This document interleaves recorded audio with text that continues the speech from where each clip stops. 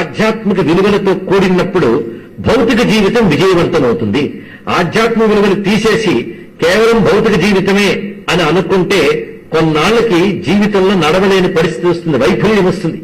ఇదివరకు ఇంతవరకు కూడా ఈ మధ్య ఏం జరిగిందంటే ఆధ్యాత్మిక విలువలు వృద్ధాప్యంలో చూసుకోవచ్చు, కానీ విద్యలో అవేవి చెప్పకూడదు, ఎడ్యుకేషన్ అంతా భౌతిక విద్యనే నేర్పాలనుకున్నారు.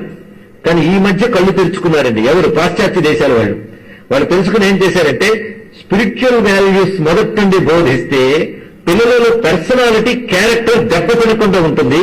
జీవితంలో ప్రతి క్షణం వాళ్ళు బేల పడిపోయి, దిగులు పడిపోయి జీవితాన్ని పాడు చేసుకోకుండా ఉంటారు కనుక బాల్యం నుంచే విలువలు చెప్పాలి అని నిర్ణయించుకుని అనేక యూనివర్సిటీల్లో ప్రస్తుతం స్పిరిచువల్ వాల్యూస్ బోధిస్తున్నారు విదేశాల్లో. ఇది తెలుసుకోండి. ఇక్కడ ఈ మధ్య న్యూజెర్సీలో జరిగిన ఒక అంశం. అక్కడ ఒక మత సంస్థ నడుపుతున్నటువంటి విశ్వవిద్యాలయం ఉంది. వాళ్ళు ప్రొఫెసర్ వచ్చి ఈ మధ్య కాన్ఫరెన్స్ లో చెప్పిన మాట ఇక్కడ చెప్తున్నాం ప్రమాణంతో సహా.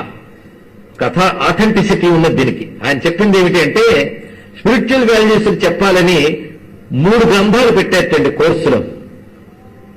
2వ ఏడాదికి వచ్చేకల్లా ఎన్ని పుస్తకాలు అక్కర్లేదు, 2 పెడితే చాలన్నట్ట. 2 పెట్టారు, 1 తీసేశారు. 3వ ఏడాది వచ్చేకల్లా 2 అక్కర్లేదు, 1 పెడితే చాలన్నట్ట. ఆ 1 ప్రతి ఏడాది ఇప్పటికీ కొనసాగుతుంది, దాన్ని మాత్రం తీయలేదు. అదేంటంటే మొట్టమొదటి 3 ఉన్నప్పుడు అది ఉంది, 2 ఉన్నప్పుడు అదే ఉంది, ఇప్పుడు అది మాత్రమే ఉంది. దాని పేరు భగవద్గీత. దీన్ని బట్టి భగవద్గీత సన్యాసుల చేతుల్లో, వృద్ధుల చేతుల్లో కాదు, కుర్రవాడి చేతుల నుంచి లాక్కోండి. ముందు బట్టి మీ చేతుల్లో పట్టుకోండి. భగవద్గీత అంటే హిందూ ధర్మసారం.